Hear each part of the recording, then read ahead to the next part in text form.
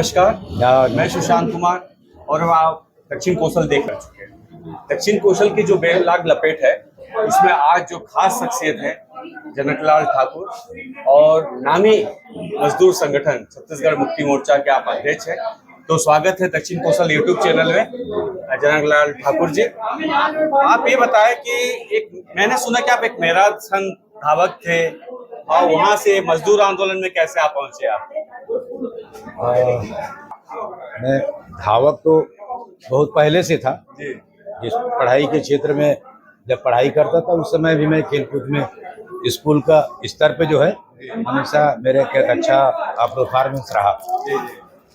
जब मैं पढ़ाई छोड़ दिया, गांव में आ गया, गांव में अकाल पड़ गई, माँ पिताजी है नहीं, पिताजी नहीं है, तो ऐसी हालत में जब फिर गली राजहरा काम ढूंढते हुए मेरे परिवार के लोग पुराने लोग रहते थे तो मैं वहाँ चला गया। जब वहाँ चला गया तो वहाँ छोटा मोटा ठेकेदारी में काम करते रहा। तो उन दिनों में वहाँ पे दल्ली राजहरा एक बड़ा मजदूर बेल्ट था और बहुत सारे कोऑपरेटिव और ठेकेदारी वर्कर थे। तो वहाँ का मैनेजमेंट जो है ना स्पोर्ट्स माइंस मीट कराता था। अच्छा, दल्ली राजहरा कभी भिलाई होता था, कभी इस तरह होता था। तो मैं थोड़ा सा तो मेरे को भी उत्सुकता हुई। एक दो लोग कहे कि हमारी सोसाइटी में अरे आप इसमें भाग लो ना। मेरा एक भाई था जो संबलपुर गांव का होता था, वो अच्छा कबड्डी का बहुत अच्छा प्लेयर था। अच्छा। मेरे से थोड़ा मेरा लोहारा संबल सीनियर था और तो वो भी वहाँ पे काम करते थे सुपरवाइजर का। तो बोले इसमें भिड़ जा, बोले लग गया, मेरा नंबर आया। तो ऐसी करते करते चलते रहा। तो उस बीच में फिर हमारा संगठन भी बन गया। जब संगठन बन गया तो संगठन के साथ काम करने लगा और जब ये संगठन के साथ काम करते करते जो है ना फिर जो है ये तो प्रदेश लेवल की बात आई। जब जो है इंडिया लेवल की बात आई आयरन और माइंस की, तो आयरन और माइंस की मीट की बात आई तो मेरा नंबर लगा जमशेदपुर। अच्छा, जो टाटा उसमें जो जब उधर गया तो वहाँ का जो सबसे पहले का जो लॉन्ग रनर था ट्यूब करके नाम था उसका। अच्छा, तो वो लड़का मेरे से मार खा गया पीछे आपसे पीछे। जी।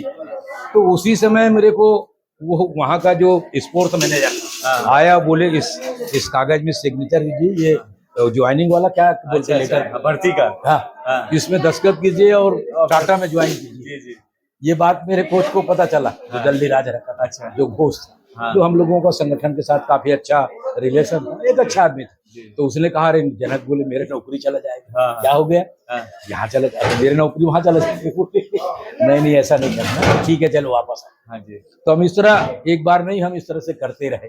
फिर आप नियोगी जी के साथ कैसे? नियोगी जी के तो उन्होंने भी आपको देखा? हाँ देखा, उसके पहले से देखा है।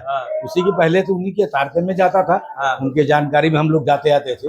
लेकिन उनका नजर था एक दूसरे के प्रति, मेरा नजर उन पर था, उनका भी था। मैं गांव में काम करता था। तो जब इसके बाद फिर दोबारा ऐसा मौका आया तो वहां के बाद दूसरा गोवा गया, वहां भी नंबर लगा। अच्छा, तो जब ये सर्विस की बात आई तो मैनेजमेंट के कालबली मची। उन्होंने सोचा कि नहीं, इसको जनकलाल को लगा लें रेगुलर वर्कर में। ये किसी तरह नियोगी को पता चला, मुझे भी लगा यार लग जानी चाहिए। थोड़ा मन में हुआ, लेकिन मैंने कहा बताया ऐसा नहीं, ऐसा हो रहा है। तो कौन बोल रहा है? नहीं, यहाँ का अधिकारी बोल रहा है, यहाँ का चीफ इंजीनियर है, यहाँ का नहीं। बोले गड़बड़ हो जाएगा, वो गड़बड़ हो जाएगा। मुझे भी अपने भाई की तरह उन्हें डांटा, गड़बड़ हो जाएगा। उन्होंने साफ कहा कि देखो जनकलाल, बोली मैं आपको देख के इतना काम कर रहा हूँ, मैं तो थोड़ा माइंस को देखता हूँ, लेकिन इस क्षेत्र के जो आदिवासी है, गांव बेल्ट है, मैंने ठीक है बहुत लोग हैं साथ में, लेकिन उसमें मैं तुमको देखता हूँ कि तुम कुछ कर सकते। अच्छा, तुम्हें आगे रख के हम लोग इस एक अच्छा ताकत है संगठन, मजदूर, किसान, तो एकदम एक तरफ हजारों रुपए छोड़ के आप कुछ भी नहीं, वहां पर आके लोगों को नेतृत्व करने लगे। तो ऐसे उन्होंने कहा तो मैंने बोले ठीक है, वहां से बोले। तो हमने नौकरी को इसलिए दो जगह में, वहाँ टाटा में भी वो सीखिया, यहाँ भी सीखा। मेरे को दोनी मलाई में भी यही बोल रहा था। वो कब का समय रहा होगा जब आप छत्तीसगढ़ में? वो मैंने 85 किधर का मामला, 85 से 77। तो पहला जो गोली कांड था उसमें आप नेतृत्व करी? जी वहाँ थे ना, उस समय भी थे। उस समय हम लोग क्षेत्र से 70। हाँ, वो चुनाव था, हम लोग गुरूर क्षेत्र में गए थे, सहदेव साहब में था, तो सब लोग मिलकर के काम कर, सब लोग हम लोग चुनाव में चले गए थे। थोड़ा गुरूर क्षेत्र में सहदेव साहब खड़ा, उसके लिए गया हुआ था। तो उन दिनों में मेरे पास इस तरह आया, मैनेजमेंट में काफी प्रेशर डाला कि नहीं आपको।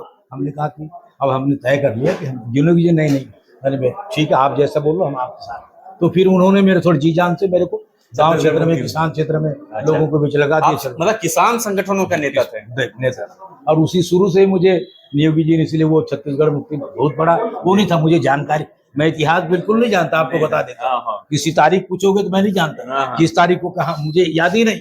मैं काम करने में बस मस्त रहा, जाते रहा, आते रहा। नांदगांव में किस समय क्या, वो भी नांदगांव में हुआ बता दो, इस समय बता नहीं। लेकिन नियोगी जी आपको छत्तीसगढ़ मुक्ति मोर्चे का अध्यक्ष बनाए, वो कैसा संभव हुआ? नहीं, अब वो तो लग रहे थे कि नहीं, उनकी छत्तीसगढ़ की जनता के साथ, जनता के बीच ही काम कर रहे थे। तो उनको यहीं की लोकल, उनके मन में हर जगह, हर जगह था। वो चाहते थे कि स्थानीय लोग ही खड़ा करना, उनके मन में ऐसा कहीं पर कुछ नहीं था, तनिक भी मात्र नहीं, कोई आदिवासी ऐसा कुछ भी नहीं, कुछ नहीं, कहीं कोई के जो गुण देखे बिल्कुल छत्तीसगढ़ मुक्ति मोर्चा में हमारे और तमाम तरह के लोगों कभी देखे, कभी ऐसा नहीं दिखे। नियोगी जी के मन में कहीं पर ऐसा तनिक भी नहीं था कि बाहर के लोग दिखते हैं, यहाँ पे ऐसा ऐसा है ना। तो इसलिए मुझे उस क्षेत्र में आगे बढ़ाया, और आगे बढ़ा करके तब मैं गांव में और फिर बिजनेस काम करने लगा। तो इस तरह के हम वहाँ के नौकरी वाला बात जो है हमने उससे अलग हुआ।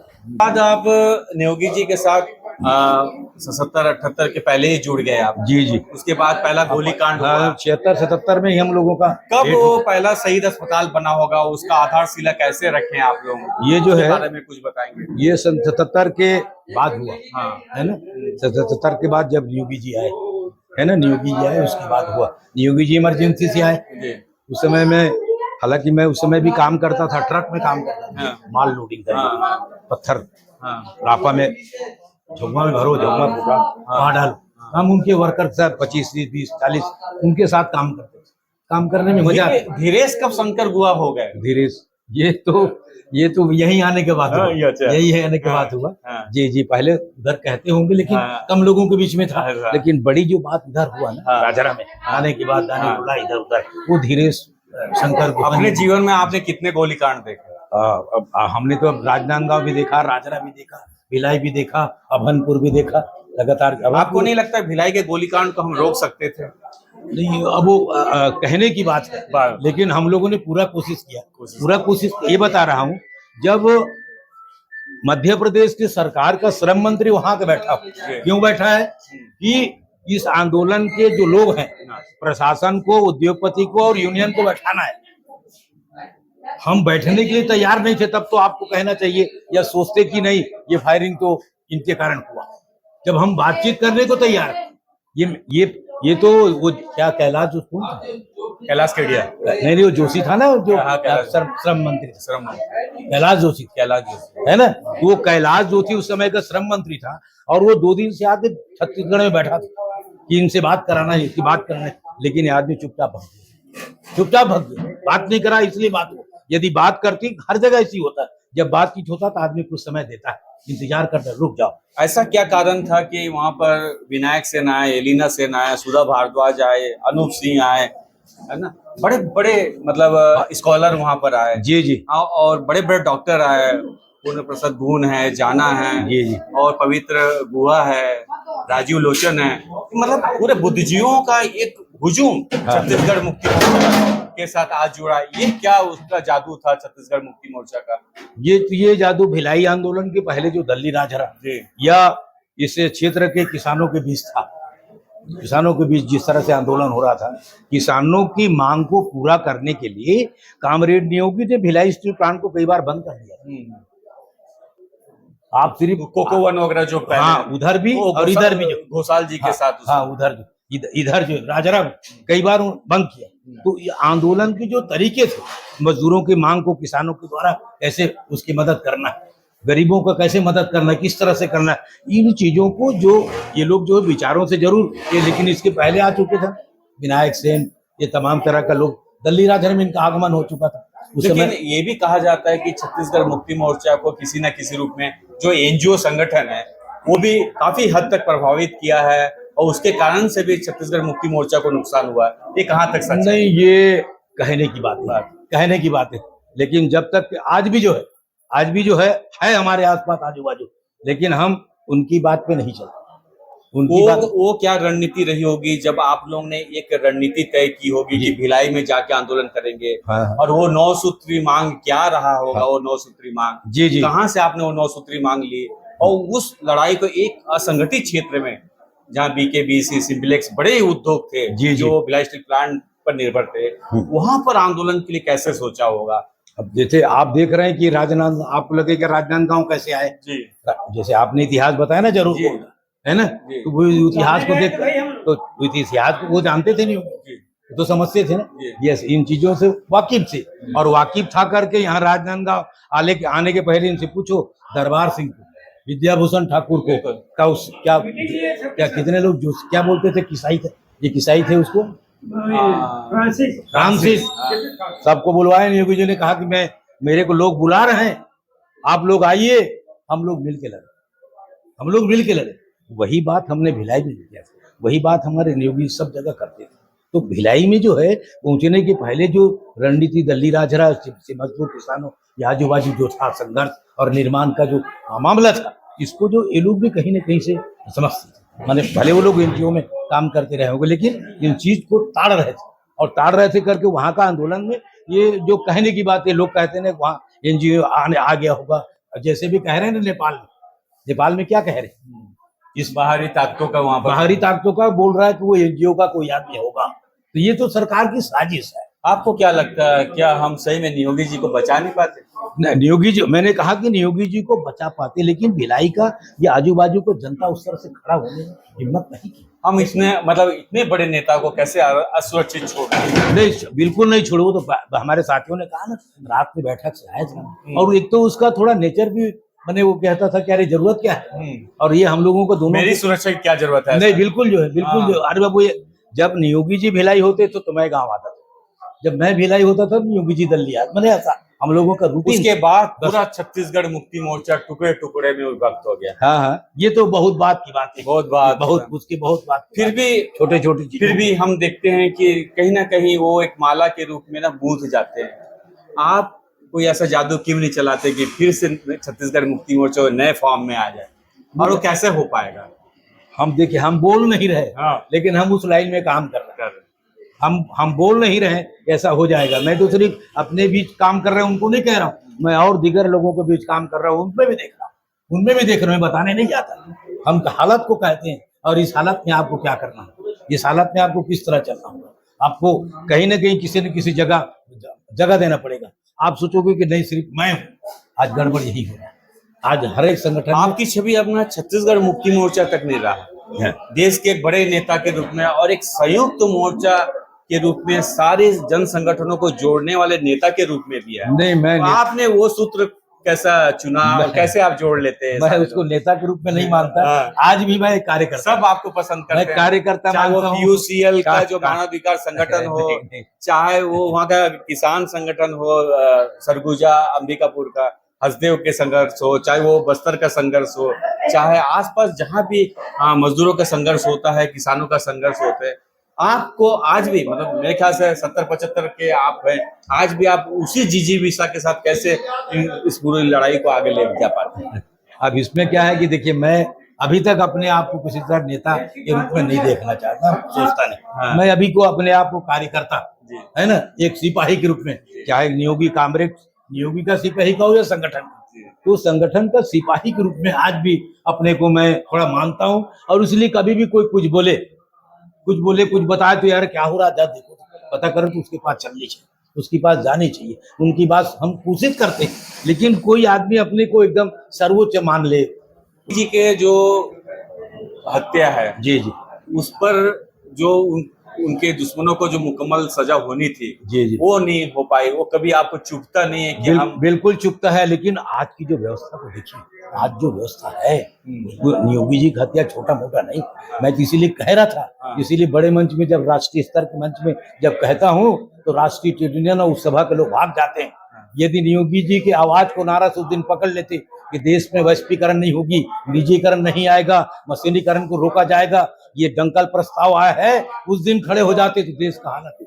उन्होंने राजीव गांधी के वो कई सारी बातों को कोट किया है, चिट्ठी भेजा है, वो भेजा कि नहीं? वो निजीकरण, उदारीकरण, भूमंडलीकरण को पहले से वो परख लिए थे, किया है, और उनकी हत्या को भी वो बताइए बड़े पूंजीपतियों ने, साजिश है, जहाँ सच्चाई है। अभी यह बीच में रमन सिंह ने जब उसको बुला लिया था, अरे राष्ट्रपति को छत्तीसगढ़ के धान की खेती को बोला, मैंने क्या बोलता, वो बोले नहीं कि अरे वो बगरंडा की खेती है, उस समय भी हम लोग चिट्ठी लिखा ये था। कितना सच है कि हमने झारखंड मुक्ति मोर्चा जो शिबू सोरेन जी, के जी। मोर्चा थे, जी उनके ही निर्देशन, उनको देख के हमने छत्तीसगढ़ मुक्ति मोर्चा का गठन किया, ऐसा कुछ है जी जी connection? नहीं, संघर्ष के रूप में है।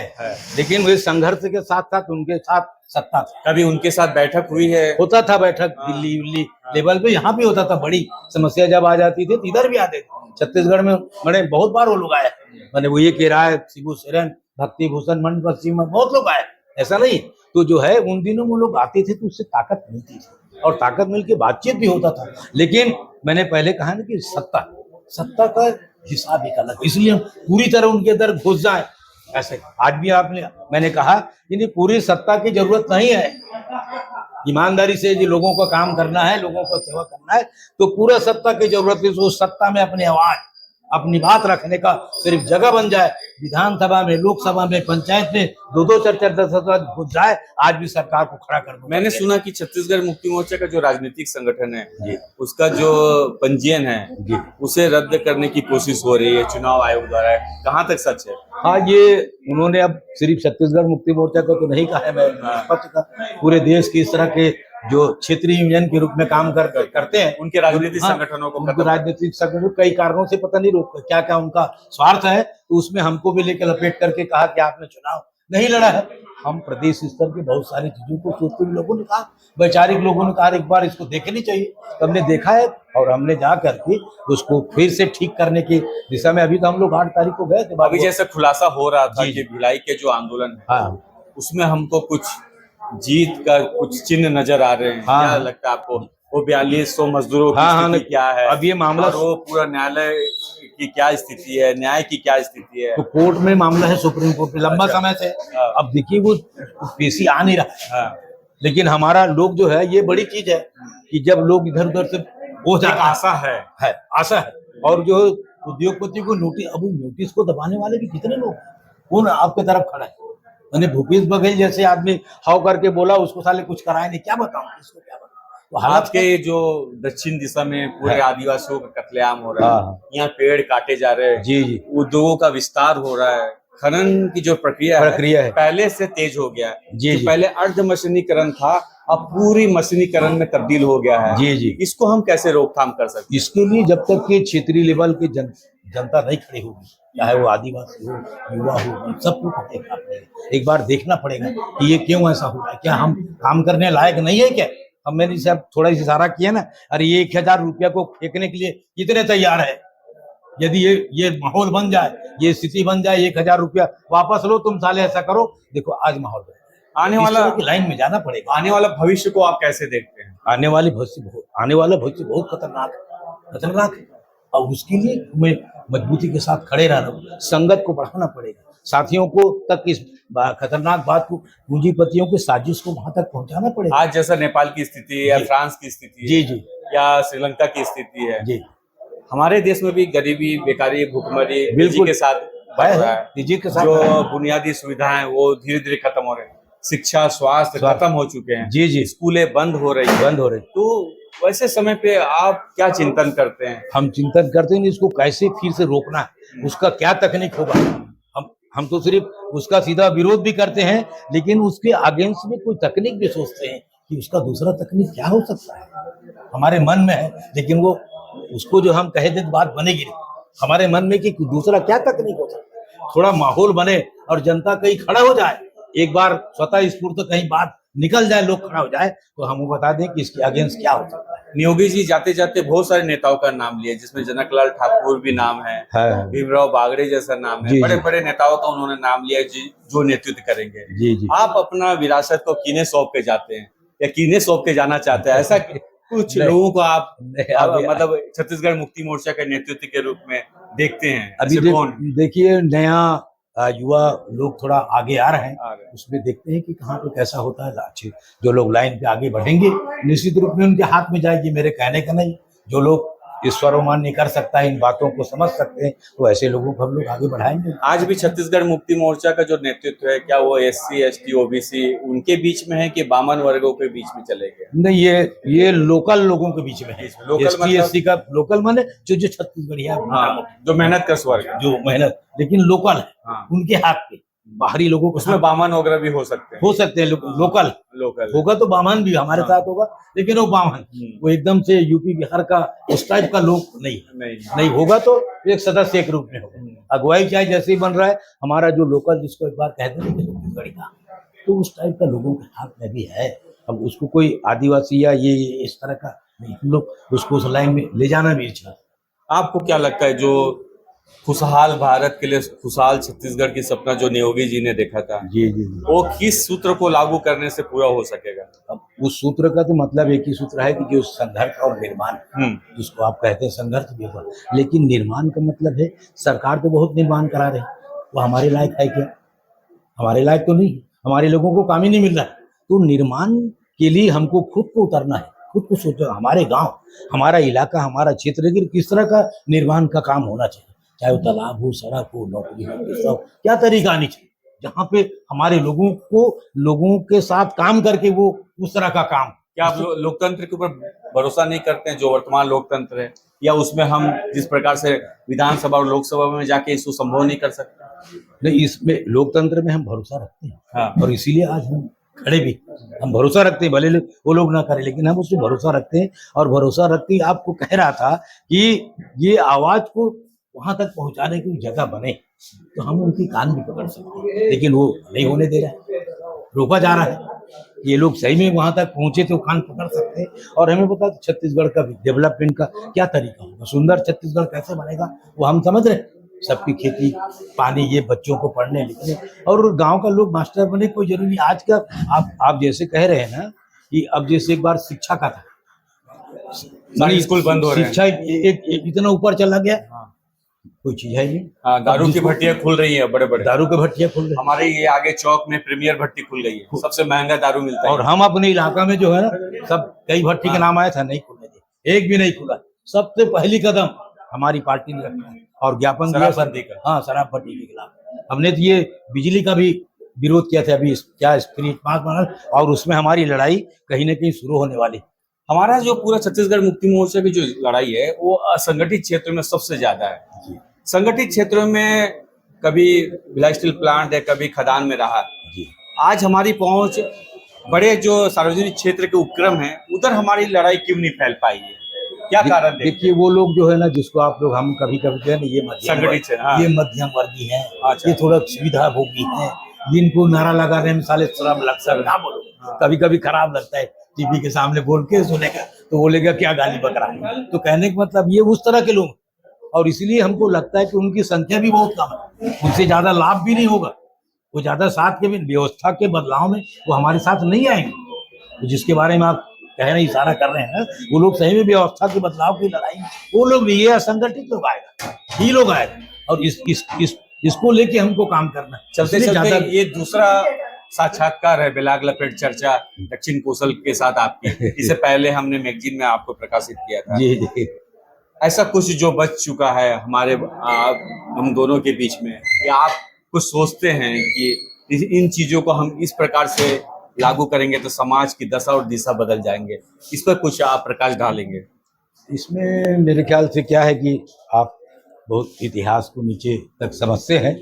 मुझे लगता है कि इतना लोग बिखर गए हैं, इधर इशारा करनी चाहिए, ये बिखरे हुए लोगों की तरफ उनको जोड़ने हाँ, जोड़ने का, ये जो बिखर गए हैं ना, और विशेषकर युवा को थोड़ा कुचकना पूरी देना चाहिए। हाँ, युवा माने भविष्य आपके बारे में सोचा जा रहा है, आपको भविष्य कहते हैं, भविष्य की परिभाषा आपके कंधे पे जाता है, और आप चुप हैं, आप चुप हैं।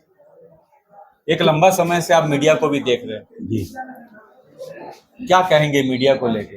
अब वो हमारे सरकारी मीडिया से क्या उम्मीद करें, वो तो हमारे कहीं आसपास नहीं है, इसलिए बड़े, पर क्या करेंगे, आज की मजबूरी है, हालत ऐसी है कि कभी कभी उनके पास खड़ा होना पड़ता है, लेकिन उससे ज्यादा उम्मीद कुछ नहीं है कि इस बदलाव में वो हमारे कोई साथ नहीं। या किसी के साथ वो उस तरह का लोग उनके हाथ में नहीं है। वो खुद कबूल करते हैं कई बार, जो हमसे जब आपसी बातचीत होती थी कहते दादा हम करें क्या, हमने तो आपने जो कहा लिखा, लेकिन वहां तो वो सामने वाला पहुंचा ही नहीं, जगह ही नहीं दे रहा, सफाई नहीं, सफाई नहीं। तो बहुत तरह की छत्तीसगढ़ मुक्ति मोर्चा के साथ साथ कुछ क्षेत्रीय संगठन भी खड़े हो रहे हैं जी जी जो छत्तीसगढ़ियावाद को लेके आना चाहते हैं, छत्तीसगढ़वाद को लेके आना चाहते हैं। जी आप उसको कैसे देख रहे हैं? नहीं, हम हमारी आपकी पार की नजर क्या बोलती हम है? हमारी नजर में वो है, हाँ, हमारी नजर में हो, और वो हम भी नजर रखते हैं, वो भी हमारे ऊपर नजर रखते हैं। ऐसा नहीं कि आपको नहीं लगता फिर से यहाँ पर वो महाराष्ट्र या बिहार जैसी स्थिति उत्पन्न हो जाएगी, एक अराजकता की स्थिति उत्पन्न हो जाएगी कि सिर्फ छत्तीसगढ़िया लोगों को जो छत्तीसगढ़ी बोलेंगे उन्हीं लोगों का होगा? तो ये कैसा है इसको आप, और ये बहुत तेजी के साथ आ रहा है, वो आ तो रहा है, लेकिन जिस रूप में आ रहा है उस रूप में हमें विचार करना होगा। हाँ, उसको विचार करना होगा कि ये कौन लोग, किस तरह के लोगों को बाहर माना जाए, किस तरह के लोगों को। हो सकता है महाराष्ट्र को, हो सकता है यूपी बिहार का लोग, उसमें से भी बहुत लोग छत्तीसगढ़िया हो सकते हैं, या उस भाव का हो सकता है, उस सोच का हो सकता है। तो हमको थोड़ा उसको कहीं ना कहीं परखना होगा, उसको परखना होगा, और वो उसको तब परख पाएंगे कि सही में हमारे यहाँ का जनता उसमें कितनी भागीदारी है, जिसको अपन एक थोड़ा देर की ये महाराष्ट्रियन है या ये छत्तीसगढ़िया है या ये उनकी पोजीशन क्या है, उस पोजीशन को देख करके तब ये हालत बनेगी। एक दूसरे को अलग करके नहीं बना सकते। एक महत्वपूर्ण सवाल है कि 31 मार्च तक अमित शाह ने कहा है कि पूरे देश भर से नक्सलवाद खत्म हो जाएगा।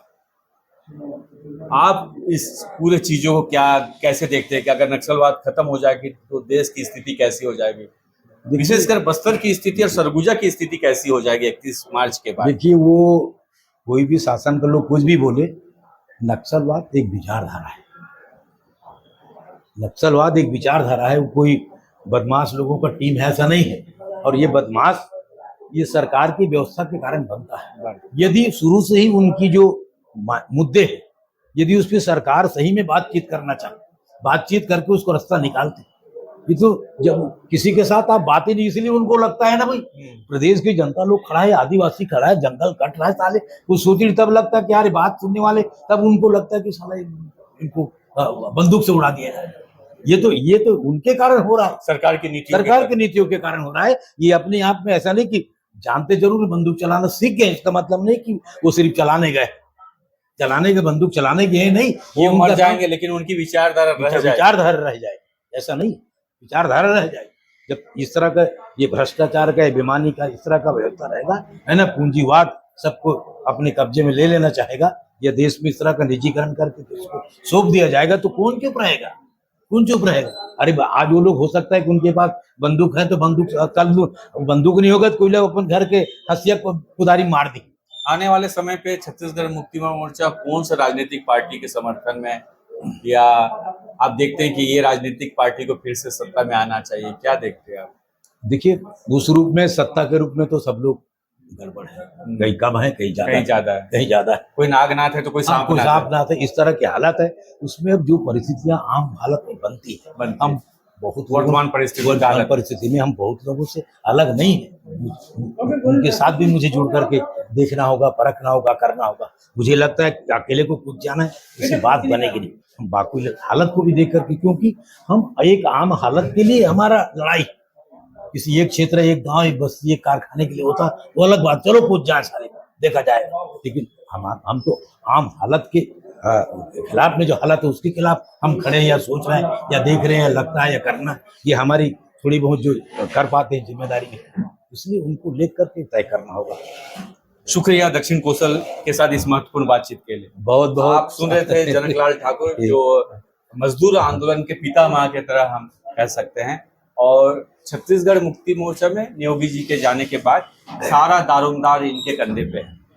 तो इसी प्रकार के शख्सियतों से दक्षिण कौशल लगातार आपको मुखातिब करते रहे, और आपको अगर ये साक्षात्कार और ये बेलाग लपेट पसंद आता है तो आप दक्षिण कौशल यूट्यूब चैनल को सब्सक्राइब करेंगे, लाइक करेंगे और बेल बटन दबाएं। आपको भी बहुत बहुत धन्यवाद कि आपने मेरा बहुत टेढ़ा मेढ़ा बात सुनने के आपका इच्छा रहा, बहुत सीखा हुआ नहीं, मैं आज भी सब सीखने की दिशा में ये काम करते रहता हूँ। जरूरत पड़ेगी हमारे आपके बीच में बात करने की, निश्चित रूप में जब मौका आएगा हम लोग मिलेंगे, बात करेंगे, आगे बढ़ेंगे, यही आपसे उम्मीद करता तो हूं। आप दक्षिण कौशल के लिए आशीर्वाद भी देख चुके हैं। बिल्कुल बिल्कुल बहुत बहुत धन्यवाद।